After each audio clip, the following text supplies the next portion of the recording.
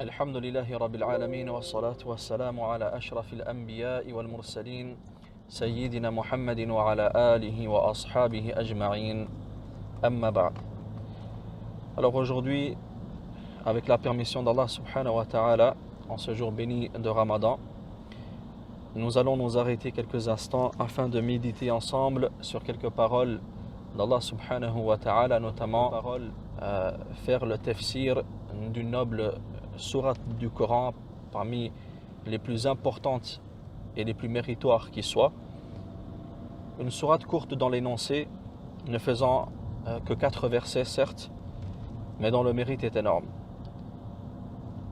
Et c'est généralement l'une des premières sourates du noble Coran que nous apprenons par cœur directement après la sourate Al-Fatiha, et qui n'est donc d'autre que la sourate Al-Ikhlas ou le pur monothéisme. Donc certainement que la plupart d'entre nous avons appris cette sourate, lu et écouté cette sourate des centaines voire des milliers de fois. Mais que connaissons-nous véritablement au sujet de cette magnifique sourate?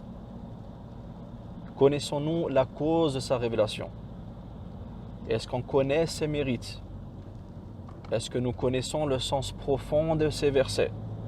Alors que il se peut que pour certains frères c'est affirmatif, pour certains frères et sœurs, il se peut que ce soit le cas. Walillahi alhamd. Et il se peut que pour d'autres frères et sœurs ça soit moins le cas, mais dans tous les cas, rappel, car le rappel profite aux croyants.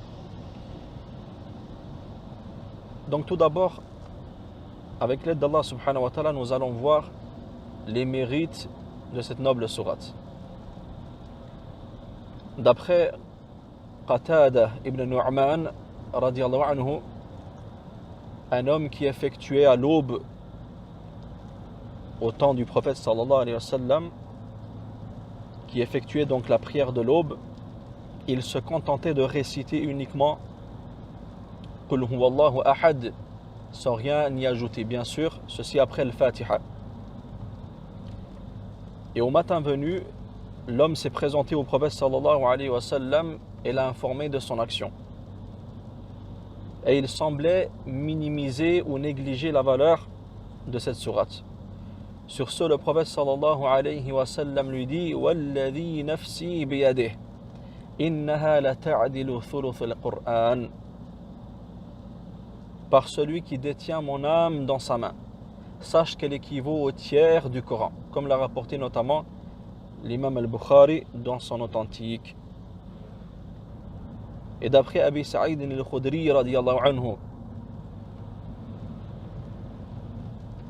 le prophète sallallahu alayhi wa sallam a dit à ses compagnons Aya'jizu ahadukum an yaqra'a thuluth al-Qur'an fi laylah. Est-ce que l'un de vous serait-il incapable de réciter le tiers du Coran au cours d'une seule nuit? Fashaqqa dhalika alayhim. Donc c'était une chose pénible pour eux. Ça leur semblait être quelque chose de difficile. Alors ils dirent au prophète sallallahu alayhi wa sallam Ya Rasulallah, au messager d'Allah, mais lequel d'entre nous serait-il capable de faire cela? À quoi le prophète sallallahu alayhi wa sallam de leur dire Allahul wahidus samad thuluthul Qur'an. Allahul wahidus samad, c'est-à-dire Allah l'unique, l'absolu as-samad, équivaut au tiers du Coran. C'est-à-dire que la sourate Al-Ikhlas équivaut au tiers du Coran, comme nous l'a rapporté l'imam al-Bukhari. Et toujours d'après Aïcha radiyallahu anha,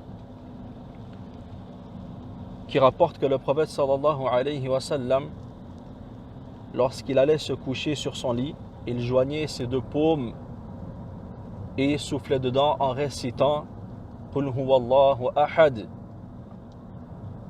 Dit Allah est unique. Qul a'udhu bi rabbil falaq. Dit je demande protection au maître de l'aube naissante. Et Qul a'udhu bi rabbin nas. Dit je demande protection au maître des hommes. Donc le prophète sallallahu alayhi wa sallam répétait cela 3 fois, puis il frottait les parties de son corps qu'il pouvait atteindre en commençant par sa tête, son visage, et puis l'ensemble du corps ou ce qu'il pouvait atteindre de son corps. Donc on voit que le prophète sallallahu alayhi wa sallam utilisait cette sourate ainsi que les deux autres dernières sourates du Coran afin de demander protection à Allah subhanahu wa ta'ala. Donc cette sourate-là constitue une cause de protection pour le croyant. Et Aïcha radiallahu anha rapporte également qu'à l'époque donc, du prophète sallallahu alayhi wa sallam, il y avait un homme qui dirigeait la prière pour ses compagnons.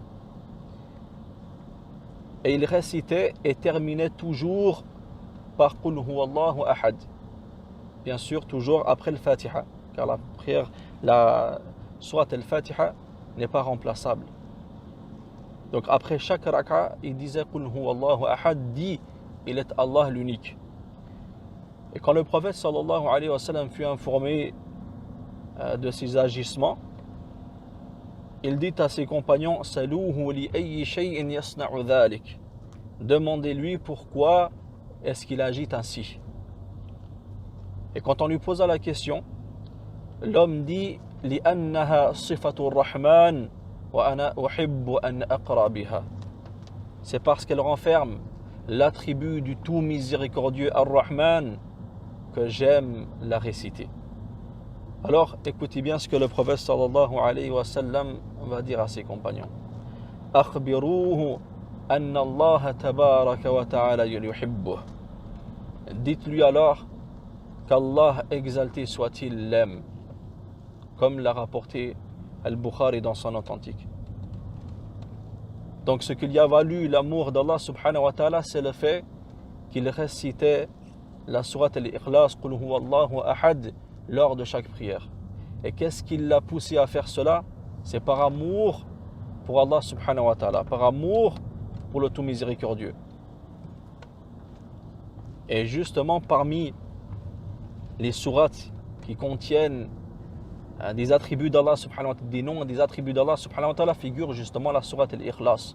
Donc c'est pour cette raison-là que ce compagnon s'était permis de réciter la sourate al-Ikhlas lors de chacune de ses rak'as de prière, ce qui lui a valu d'être aimé par Allah subhanahu wa ta'ala. Tout comme il est rapporté d'après Abu Huraira radiyallahu anhu que le prophète sallallahu alayhi wa sallam a entendu un homme dire Qul huwallahu ahad faqala wajabat, à quoi il dit il lui est obligatoire, ça lui est dû. Wa qalu ya Rasulallah ma wajabat, et on lui dit ô messager d'Allah, mais qu'est-ce qui lui est dû? Qala wajabat lahu al-jannah, et on lui dit que c'est le paradis lui est dû, le paradis lui est obligatoire, comme l'a rapporté donc l'imam Ahmad dans son Musnad. Tout comme parmi les mérites connus de cette noble sourate, sourate al-Ikhlas, comme nous l'a enseigné le prophète sallallahu alayhi wa sallam, man qara'a qul huwa Allahu ahad 10 marrat bana Allahu lahu baytan fil jannah. Quiconque lit 10 fois dans la journée, 10 fois par jour la sourate Qul huwallahu ahad, tout simplement quiconque répète 10 fois Qul huwallahu ahad, Allah lui bâtira une maison, une demeure au paradis. Donc c'est vraiment une action qui est facile, qui ne prend pas beaucoup de temps. Le temps de répéter tout simplement 10 fois Qul huwallahu ahad en y mettant de la sincérité et de la véracité, que te voilà parmi ceux à qui Allah subhanahu wa ta'ala a promis non pas n'importe quoi, non pas une villa dans ce bas monde, mais a promis une villa, une demeure somptueuse au paradis éternel. Donc il ne faut pas négliger les mérites, les faveurs de cette noble sourate. Alors quelle est la révélation, ou quelle est la cause donc de la révélation de cette noble sourate? Alors il faut savoir donc que cette noble sourate Al-Ikhlas, ou le monothéisme pur, si on peut traduire ça comme ça en français, c'est une sourate qui a été révélée à la Mecque, à la suite de la sourate An-Nas, les hommes. Elle a été révélée suite à une question des polythéistes au prophète sallallahu alayhi wa sallam. Comme il nous est rapporté donc dans le Sunan de l'imam al-Tirmidhi et jugé bon par Sheikh al-Albani, d'après le noble compagnon Ubay ibn Ka'ab, radiyallahu anhu, qui nous informe que les polythéistes sont venus vers le prophète sallallahu alayhi wa sallam et lui ont dit: Ansib lana rabbak. Ô Muhammad, définis-nous l'origine de ton Seigneur. C'est-à-dire, pour eux, nous connaissons donc l'origine de telle et telle idole, mais par contre, nous ne connaissons pas l'origine de ton Seigneur, celui vers lequel tu appelles. Car ils savaient très bien que leur divinité n'était que fabrication.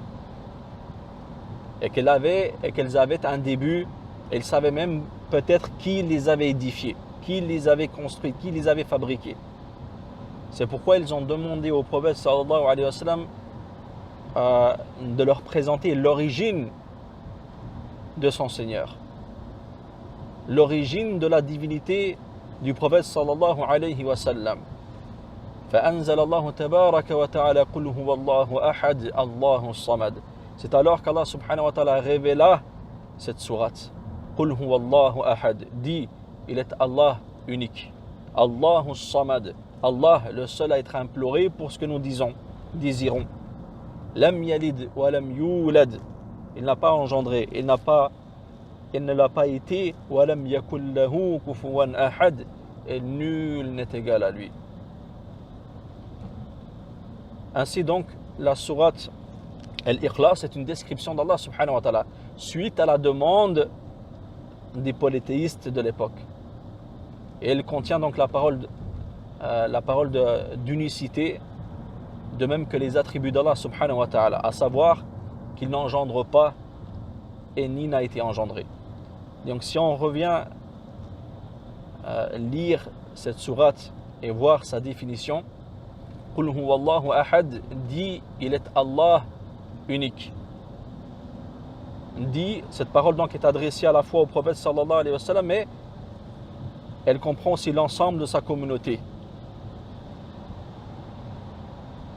Car la règle, c'est que les ordres qui sont venus dans le Coran englobent, les ordres par lesquels Allah subhanahu wa ta'ala a ordonné son prophète, englobent aussi sa communauté. Donc, Qul huwa Allahu ahad, il est Allah unique. Autrement dit, c'est lui Allah au sujet de qui vous demandez, au sujet de qui vous vous questionnez, vous vous interrogez, ben sachez qu'il est unique. Signifiant qu'Allah subhanahu wa ta'ala est unique dans sa majesté et sa grandeur et qu'il n'a ni semblable et ni associé. Rien n'est égal à lui. Allahu Samad. Allahu Samad, Allah l'absolu. Si on peut traduire ça de cette manière-là. Et là, on va voir quel est le tafsir de cette parole-là, As-Samad. Tout d'abord, cette phrase-là est indépendante de celle qui précède. Et Allah subhanahu wa ta'ala ici, il met en évidence qu'il est As-Samad. Terme dans la définition la plus globale dont ont cité les exégètes, c'est celui qui se caractérise par la perfection de ses attributs et dont dépendent toutes les créatures. Celui qui se caractérise par la perfection de ses attributs et dont dépendent toutes les créatures. Il a été rapporté quelque chose donc de similaire de Abdullah ibn Abbas radiyallahu anhu, qui a défini As-Samad par ces termes: le parfait dans sa science, le parfait dans sa clémence et dans sa puissance.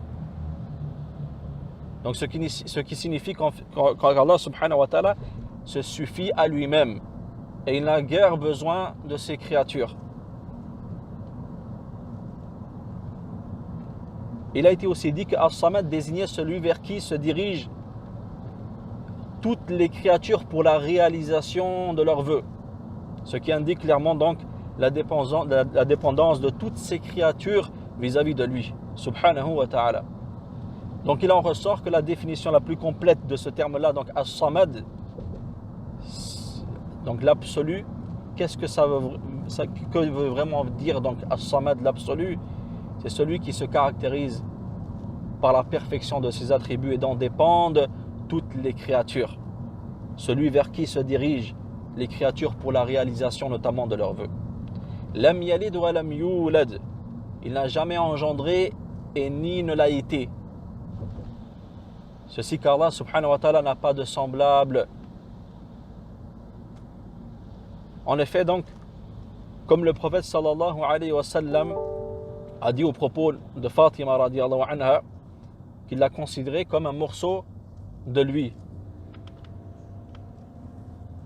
Toute progéniture dérive et fait en quelque sorte partie intégrante de son géniteur. Or, Allah subhanahu wa ta'ala ne possède pas de semblable.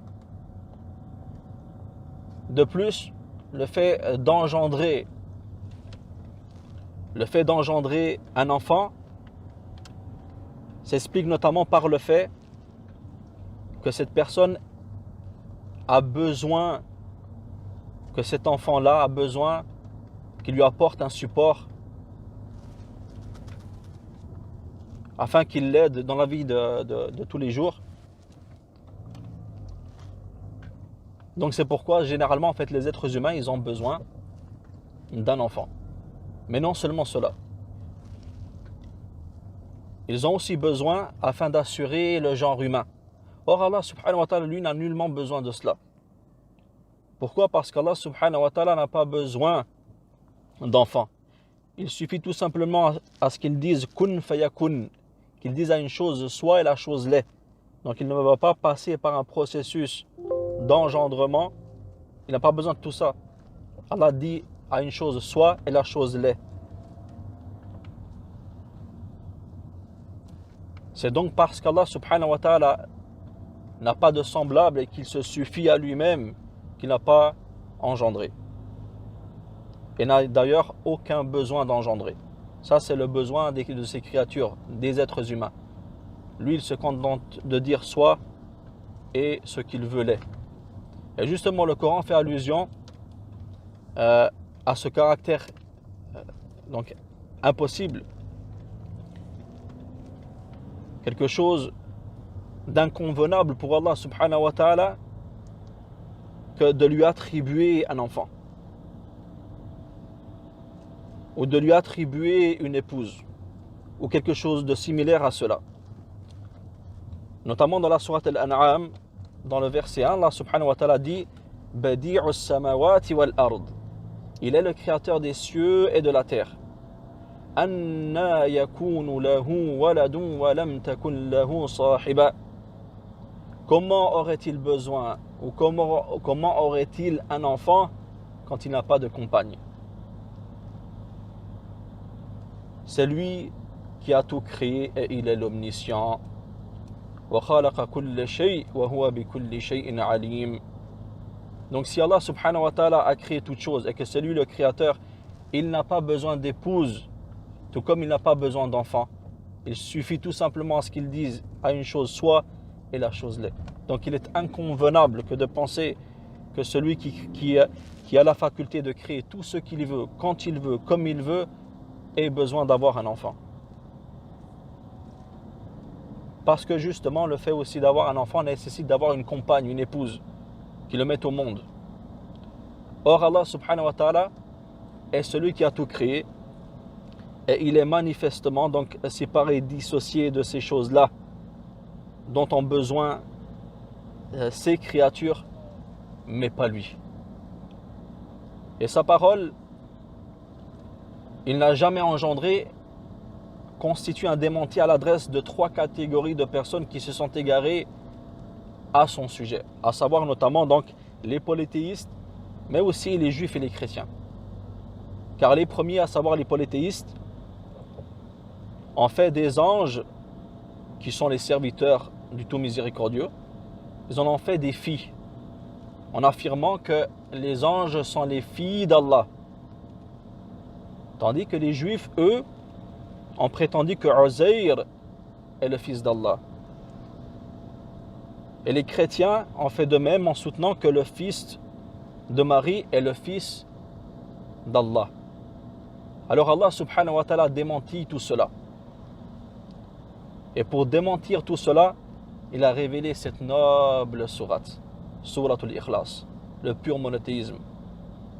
Et en disant notamment Walam yulad, et il n'a pas engendré.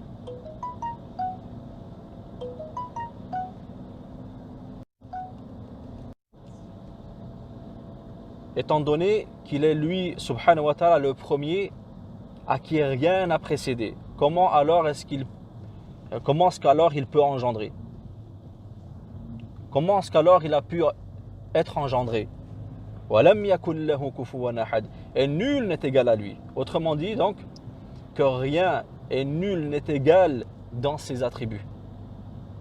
Donc Allah subhanahu wa ta'ala dément dans cette sourate la possibilité qu'il ait pu engendrer ou être engendré et l'idée qu'il puisse même avoir un semblable. Et c'est ça la différence entre la religion du pur monothéisme avec les autres religions. Car si les juifs ont dit Uzayr ibn Allah, Uzayr le fils d'Allah, les chrétiens ont dit que la base de notre religion c'est que Jésus est le fils d'Allah. Nous, notre religion, elle se résume par cette noble sourate. Qul huwallahu ahad. Dis, Allah est unique. Et c'est pourquoi elle a beaucoup de valeur, elle a beaucoup de mérite. Et c'est pourquoi il faut que le croyant l'apprenne, médite dans ses sens et la répète donc quotidiennement. En espérant que ces quelques paroles nous soient profitables. Je demande qu'Allah subhanahu wa ta'ala fasse de nous parmi ceux qui sont sincères, parmi ceux qui sont véridiques et parmi ceux qui sont conscients des trésors que renferme son noble livre, ses nobles paroles. Barakallahu fikum pour votre attention, qu'Allah vous récompense en bien pour votre patience, qu'Allah Azza wa Jal vous honore, qu'Allah subhanahu wa ta'ala accepte de nous nos actes d'adoration, nos jeûnes, nos prières. Et sur ce, subhanakallahumma bihamdik, ashhadu an la ilaha illa ant, astaghfiruka wa atubu ilayk, wa akhiru da'wana anil hamdulillahi rabbil alamin, wa sallallahu ala nabiyyina Muhammadin wa ala alihi wa ashabihi ajma'in, wa sallama tasliman kathira. Alhamdulillah. Salam alaikum wa rahmatullahi wa barakatuh. Barakallahu fikum à tous pour avoir suivi ce cours, alhamdulillah, qui était assez court mais assez bénéfique également. Le but d'un cours, c'est d'être court en même temps. Je vous remercie tous. Je vous dis également aussi à demain, Inch'Allah ta'ala, pour un nouveau live dans lequel nous allons parler d'une nouvelle thématique et d'un nouveau sujet. Je vous le dis tout de suite, comme ça vous pourrez le savoir pour demain. Attendez, laissez-moi quelques secondes pour pouvoir l'ouvrir.